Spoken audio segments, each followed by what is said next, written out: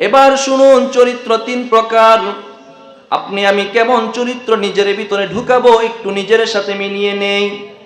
চরিত্র তিন প্রকার: 1 নাম্বার সৎ চরিত্র, 2 নাম্বার উত্তম চরিত্র, 3 নাম্বার মহান চরিত্র। সৎ চরিত্র বলা হয় কেউ আপনাকে একটা গালি দিল, বিনিময়ে আপনিও তাকে একটা গালি দিয়ে দিলেন। আপনাকে কেউ একটা পিটা দিল, থাপ্পড় দিল, যতটুকু জুড়ে দিল আপনিও তাকে একটা থাপ্পড় দিয়ে দিলেন। সমান চরিত্র, সৎ চরিত্র। 2 নাম্বার হলো উত্তম চরিত্র। কেউ আপনাকে একটা বকা দিয়েছে, বিনিময়ে আপনি তাকে মাফ করে দিলেন, এটা হবে উত্তম চরিত্র। 3 নাম্বার, কেউ আপনাকে বকা দিয়েছে, পিটা দিয়েছে, মার দিয়েছে, থাপ্পড় দিয়েছে, আপনি তো তাকে মাফ করেই দিলেন, বিনিময়ে তার আরেকটা উপকার করে দিলেন, এটা হবে মহান চরিত্র।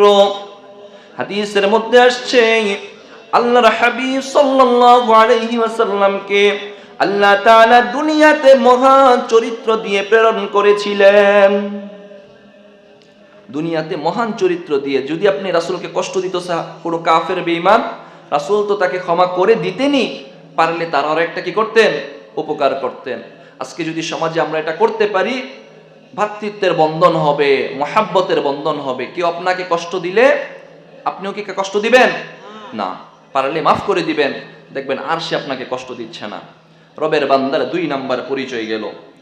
রবের বান্দার 3 নাম্বার পরিচয় আল্লাহ বলেন, والذين يبيتون لربهم سجدا وقياما।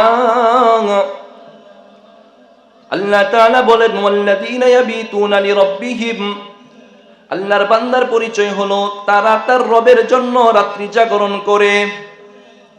রবের বান্দা, রহমানের বান্দা হলো তারা যারা তার রবের জন্য রাত্রি জাগরণ করে, সুজদা ওয়া কিয়ামা, সিজদারত অবস্থায় এবং দণ্ডায়মান অবস্থায়।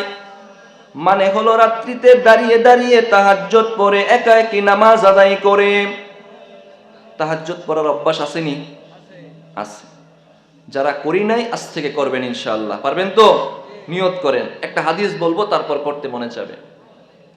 আল্লাহ তাআলা রহমানের বান্দার 3 নাম্বার পরিচয় বলতেছেন, রহমানের বান্দা হলো তারা যারা তাদের রাত্রিতে সিজদা এবং দণ্ডায়মান অবস্থায় রাত্রি জাগরণ করে।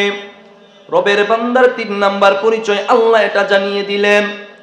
আল্লাহর হাবিব সাল্লাল্লাহু আলাইহি ওয়াসাল্লাম হাদিসের মধ্যে ফরমান, এই রাতের বেলা দাঁড়িয়ে থাকা, নামাজ আদায় করা, এটা আমার কাছে অনেক প্রিয়। রাসূল বলেন এটা আমার কাছে অনেক প্রিয়।